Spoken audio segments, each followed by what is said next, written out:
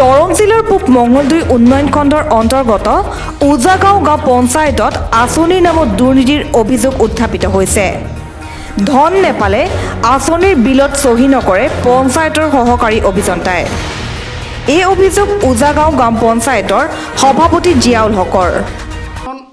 নাহে এইজন ঘৰৰ পৰা বিল বনাই দিয়ে। আজি আমাৰ কোনজনে আমি নিজে গম নাপাওঁ। যিজনে পইচা দিয়ে তাক ঘৰৰ পৰা কাম নচোৱাকৈ ঘৰৰ পৰা বিলখন বনাই দিয়ে। এইটো সঁচা কথা, আপোনালোকে চাব পাৰিব। আমাক মিস্ত্ৰীবিলাকে মেম্বাৰবিলাকে কৈ থাকে এই নাহে কাম, মিস্ত্ৰীবিলাকক বুজাই দিব লাগে কামবিলাক কেনে, কনষ্ট্ৰাকশ্যনৰ কামবিলাক যিহেতু ইঞ্জিনিয়াৰে জানিব, এইজনে জানিব, আমাৰ সাধাৰণ পাব্লিকে নাজানিব, মিস্ত্ৰীখন বুজি নাপায়। কিন্তু বাকী ষ্টাফৰ কোনো আমাৰ প্ৰব্লেম ইমান এটা হোৱা নাই। অভিযন্তাগৰাকীয়ে প্ৰত্যেক ঠিকা কামৰ বিল মুকলি কৰি দিয়াৰ নামত সংগ্ৰহ কৰে মোটা অংকৰ ধন। জানিব পৰা মতে উজাগাঁও গাঁও পঞ্চায়তৰ মান্যতাপ্ৰাপ্ত অভিযন্তা কচৰ আলীয়ে আবণ্টন দিয়া কাম পৰ্যবেক্ষণ নকৰাকৈ বিল পাছ কৰাৰ ফলত ব্যাপক দুৰ্নীতি সংঘটিত হৈছে গাঁও পঞ্চায়তত।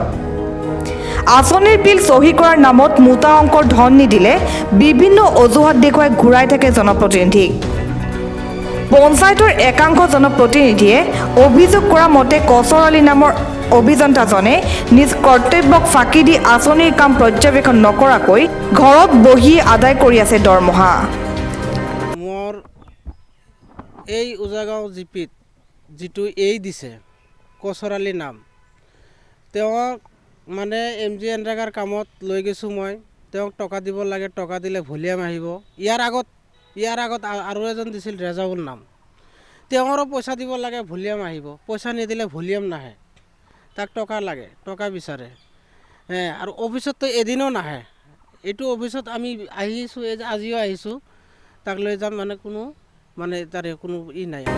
দুৰ্নীতিগ্ৰস্ত অভিযন্তাজনৰ বিৰুদ্ধে শাস্তিমূলক ব্যৱস্থা গ্ৰহণ কৰিবলৈ দাবী উত্থাপন কৰিছে উজাগাঁও গাঁও পঞ্চায়তৰ সভাপতি জিয়াউল হকে। আমি ভিডিঅ' কল লিখিছোঁ, আমি কমপ্লেইনো দিছোঁ, আমাৰ তাত কমপ্লেইন লিখাও আছে, কিন্তু এইটোৰ ব্যৱস্থা হোৱা নাই। এতিয়া কমপ্লেইন দিছোঁ আমি অলৰেডি, আমি লিখিত জিপিৰ পৰা দিছোঁ।